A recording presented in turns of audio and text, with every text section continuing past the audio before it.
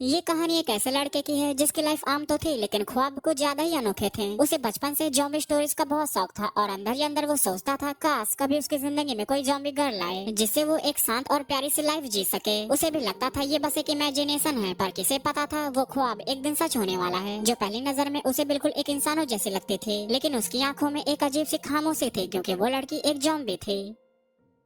कहानी की शुरुआत होती है और हमें दिखाया जाता है कि रात बहुत गहरी हो चुकी थी। एक बड़ा खाली घर और उसमें एक लड़का कुछ कर रहा होता है और यही इस एनिमे का मेन प्रोटैगनिस्ट है। और तभी उसे किसी के कदमों की आहट सुनाई देती है। उसके बाद वो खिड़की से झांकता है और देखता है एक लड़की, और ये लड़की इस एनिमे की फीमेल प्रोटैगनिस्ट है। वो धीरे धीरे चलते हुए एक पुराने कुएं के पास पहुंच जाती है। दूसरी तरफ वो लड़का जो कि छत से ये सब चुपचाप देख रहा होता है। अचानक वो लड़की कुएं के अंदर झाँक कर जोर से चिल्लाती है नहीं, और यहीं पर ये सीन कट हो जाता है। अब नेक्स्ट सीन में हमें एक लड़की दिखती है जो की बुरी तरह चीख रही होती है क्योंकि उसके पीछे जॉम्बिस पड़े होते हैं। दूसरी ओर वही लड़का जो टीवी पे ये सब देख रहा होता है। मेरा नाम फुरिया चिहिरो है और मैं हाई स्कूल के फर्स्ट ईयर में हूँ और मुझे जॉम्बिस बहुत ही ज्यादा पसंद है। फिर हमें चिहिरो का कमरा दिखाया जाता है जहाँ चारों तरफ जॉम्बिस डीवीडीज, मर्चेंडाइज और खिलौने रखे हुए होते हैं। मैं हमेशा से चाहता था कि मेरा रोमांटिक एनकाउंटर किसी जॉम्बी लड़की के साथ हो। उसके बाद स्कूल में चिहिरो अपने दोस्त को ये सब बता रहा होता है। जॉम्बी तुम्हें क्यों पसंद आता है? एक दोस्त हंसकर कहता है शायद तुझे उन पर दया आती हो, लेकिन चिहिरो कहता है मुझे नहीं पता, बस मुझे जॉम्बिस बहुत ही ज्यादा पसंद है। इसके बाद हमें एक टेम्पल दिखाया जाता है। मेरी फैमिली इस टेम्पल को संभालती है और ये है मेरे ग्रैंडपा जो गुरु, ये है मेरे डैड और ये इस टेम्पल के हेड प्रीस्ट हैं, और ये मेरी 12 साल की बहन मेरो है। उसके बाद चिहिरो बताता है कि उसके डैड सिर्फ सुबह का ब्रेकफास्ट बनाते हैं और बाकी पूरा घर मेरो संभालती है। और फिर उसके बिल्ली बाबू की कहानी सामने आती है। बाबू एक स्ट्रीट कैट थी जो एक दिन हमारे टेम्पल में आ गई और तब से वो हमारे परिवार का एक हिस्सा बन गई। लेकिन एक दिन बाबू का दर्दनाक एक्सीडेंट हो जाता है। बिल्ली की मौत से चिहिरो बहुत ही ज्यादा दुखी हो जाता है और वो उसे टेम्पल के पीछे दफना देते हैं। बिस्तर पर लेटा हुआ चिहिरो अपने मन में सोचता है अगर कोई जीव समय से पहले मर जाए तो ये कितना दर्दनाक क्यों होता है। तभी उसे एक आइडिया आता है। उसके बाद चिहिरो अपनी पुरानी किताबें टटोलने लगता है और उसे एक पुरानी गुप्त किताब मिलती है जिसमें मरे हुए जीव को जिंदा करने का नुस्खा लिखा होता है। अब चिहिरो बाबू को कब्र से निकालता है, एक बॉक्स में रखता है और साइकिल उठाकर निकल पड़ता है। वो एक पुराने वीरान घर के पास पहुंचता है और कहता है यहाँ मुझे कोई डिस्टर्ब नहीं करेगा। उसके बाद वो दवाई बनाने की कोशिश करता है, लेकिन तभी उसे फिर से किसी के कदमों की आहट सुनाई देती है। खिड़की से झांककर वो देखता है वही लड़की छतरी लेकर कुएं के पास आ रही है। ये लड़की और कोई नहीं बल्कि सांका गर्ल्स एकेडमी के हेड मास्टर की बेटी रिया सांका होती है। चिहिरो उसे गौर से देखता है और सोचता है क्या ये आज फिर से चिल्लाएगी। रिया कुएं के पास जाती है और जोर से चिल्लाती है क्यों क्यों मैं सांका फैमिली में पैदा हुई। चिहिरो ये सब देख ही रहा होता है तभी रिया कुछ ऐसा बोलती है जो उसे अंदर से हिला देता है। डैड प्लीज ये सब बंद कर दीजिए, हर साल मेरी न्यूड फोटो लेकर ये मत देखिए कि मैं कितनी बड़ी हो गई हूँ। ये सुनते ही चिहिरो के हाथ से जूस की बोतल गिर जाती है और रिया एकदम सहम जाती है। फिर धीरे धीरे उसकी नजर ऊपर खिड़की की तरफ जाती है और वहाँ चिहिरो खड़ा होता है। उसके बाद दोनों की नजरें मिलती है और इसी के साथ सीन यहीं पर कट हो जाता है। अब चिहिरो और रिया एक कमरे में आमने सामने बैठे होते हैं और चिहिरो कुछ कहने ही वाला होता है, लेकिन तभी रिया अचानक उसके ऊपर झुककर बोलती है मैं कुछ भी करने के लिए तैयार हूँ, लेकिन प्लीज आज जो तुमने देखा है वो किसी को मत बताना। उसके बाद चिहिरो सोच में पड़ जाता है और कहता है तो क्या जो मैंने कल देखा था वो मैं किसी को भी बता सकता हूँ। रिया हैरान हो जाती है और कहती है क्या तुमने मुझे कल भी देखा था। उसके बाद रिया फिर से बोलती है मैं मरना चाहती हूँ और किसी भी रूप में फिर से रिबॉर्न होना चाहती हूँ। ये सुन के चिहिरो जवाब देता है तुम्हारे जैसे अमीर लोगों की लाइफ में भी प्रॉब्लम होती है हाँ। इसके बाद रिया उसे पूछती है क्या तुम भी यहाँ कल चिल्लाने आए थे, लेकिन चिहिरो धीरे से जवाब देता नहीं, मैं यहाँ किसी को जिंदा करने का नुस्खा आजमाने आया हूँ। ये सुनकर रिया हैरान रह जाती है और कहती है क्या सच में ये पॉसिबल है। चिहिरो कहता है अगर ये सफल हुआ तो जो भी जिंदा होगा वो एक जॉम्बी में होगा। ये सुनने के बाद रिया चिहिरो से कहती है मैं भी तुम्हारी मदद करना चाहती हूँ। और ये सुन के चिहिरो थोड़ा चौंक जाता है और कहता है तुम हाई क्लास की लड़की। रिया कहती है मुझे कभी भी पालतू जानवर रखने की इजाजत नहीं मिली, लेकिन मैं हमेशा से एक साथी चाहती थी जिससे मैं प्यार कर सकूं। ये सुनने के बाद चिहिरो थोड़ा सोचता है और फिर कहता है ठीक है तुम मेरी मदद कर सकती हो। रिया हल्का सा मुस्कुराती है और कहती है तो कल भी यहाँ आओगे है ना। चिहिरो उसे देखता है और सोचता है मैंने कभी ऐसा नहीं सोचा था कि मेरी जिंदगी में कुछ ऐसा होगा।